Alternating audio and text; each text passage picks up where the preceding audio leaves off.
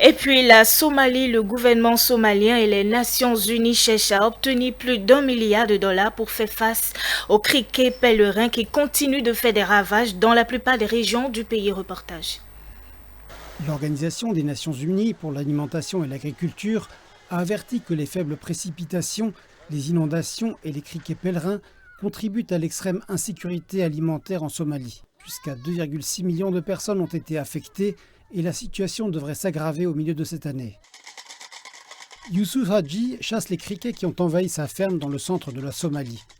Pour la troisième fois en moins d'un an, des essaims de criquets pèlerins ont envahi les fermes de la ville de Beledweyne, détruisant les récoltes et autres végétations. Nous utilisons les flammes et la fumée de pneus en feu pour chasser les criquets. Nous utilisons également des boîtes de conserve vides pour faire du bruit, mais les criquets ne partent pas. Nous lançons un appel à l'aide. Nous avons entendu parler de pulvérisations aériennes qui sont menées, mais ce service ne nous est pas parvenu. Nous avons perdu notre récolte précédente et nous ne voulons pas souffrir à nouveau. La situation est pire pour Mohamed Abdi, qui vit dans la même zone que Youssouf. De jeunes sauterelles, incapables de voler, ont ravagé l'entièreté de sa ferme, ne lui laissant plus rien à récolter.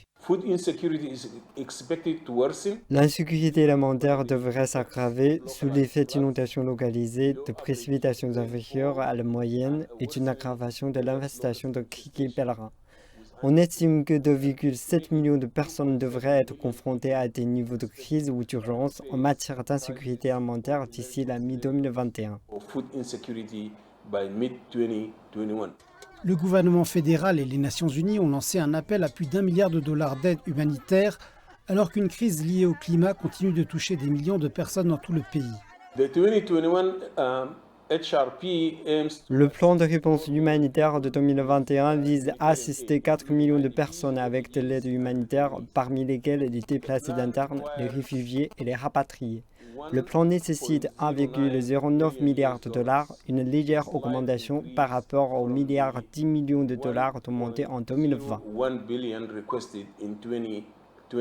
De fortes précipitations sont attendues en avril et les autorités s'inquiètent de ce que cela pourrait causer des inondations, particulièrement dans les zones riveraines. Mogadiscio a déclaré que le deuxième état d'urgence, plus d'1 an après que les criquets du désert sont arrivés pour la première fois dans le pays. Les locaux rapportent à présent avoir aperçu de nouveaux essaims qui entravent davantage les efforts du gouvernement pour combattre les insectes qui dévorent les récoltes.